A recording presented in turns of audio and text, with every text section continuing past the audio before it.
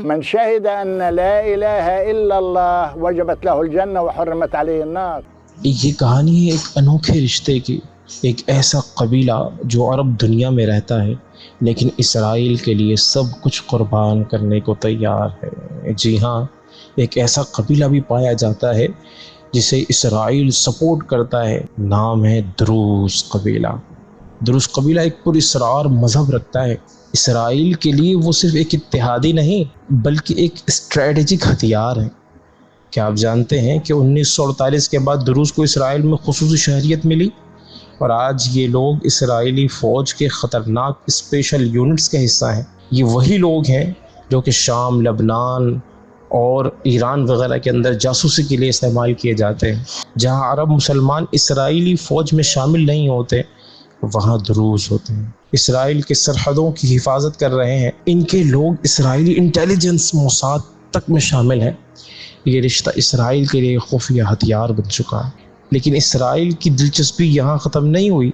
شام اور لبنان میں آباد دروز کمیونٹی اسرائیل کے لیے جاسوسی اور سیاسی اثر و رسوخ کا ذریعہ ہے۔ شام کی خانہ جنگی میں اسرائیل نے کھلم کھلا دروز کی مدد کی تاکہ وہ اپنے دشمنوں کے خلاف کھڑے ہو سکے۔ یہ سب کچھ صرف ایک وجہ سے تو نہیں۔ اسرائیل جانتا ہے کہ دروز اس کے سب سے وفادار عرب اتحادی ہیں، یا پھر یہ ایک گہری سازش ہے جو برسوں سے تیار کی جا رہی ہے۔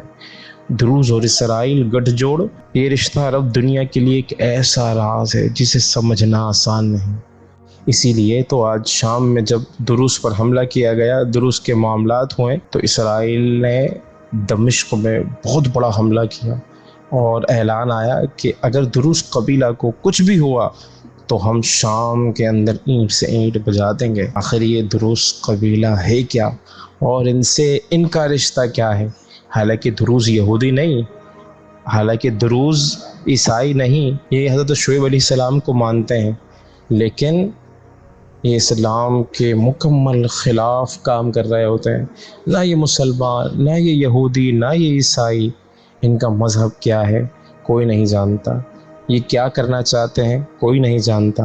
ان کے بچوں کو ان کے عقیدے کے بارے میں پتہ نہیں ہے۔ ہاں، وہ لوگ جو قال ہوتے ہیں ان کے اندر، وہ لوگ ان کی خفیہ معاملات کو جانتے ہیں، اور اگر کوئی شخص ان چیزوں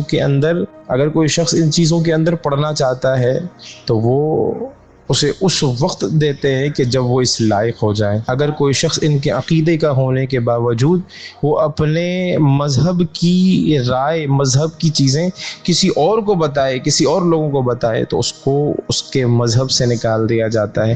دروز قبیلہ ایک ایسا قبیلہ ہے کہ جس کے اندر لوگ داخل نہیں ہو سکتے۔ انہی کے لوگ پیدا جو ہوتے ہیں وہی دروز کہلاتے ہیں۔ باہر سے کوئی لوگ آ کر دروز قبیلہ، دروز عقیدہ اختیار نہیں کر سکتا۔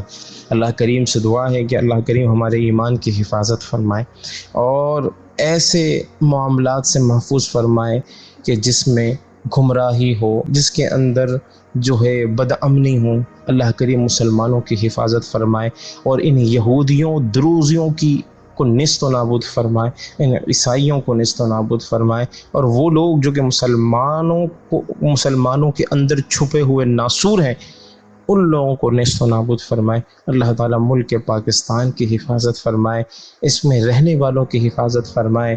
اللہ کریم ہمارے ملک کو تعدیر قائم و دائم فرمائے۔ السلام علیکم ورحمۃ اللہ وبرکاتہ۔ ہمارے چینل کو سبسکرائب کرنا نہ بھولیں۔